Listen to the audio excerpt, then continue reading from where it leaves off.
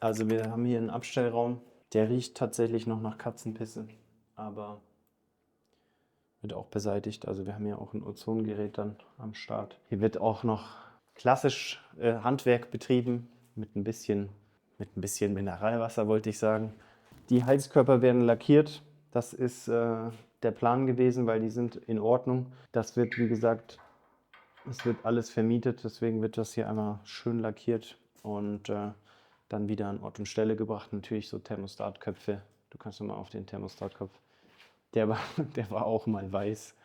Der ist jetzt natürlich nur weiß, weil da Farbe drauf ist oder Putz, aber ja, also der ist genauso gelb wie dieses Fenster.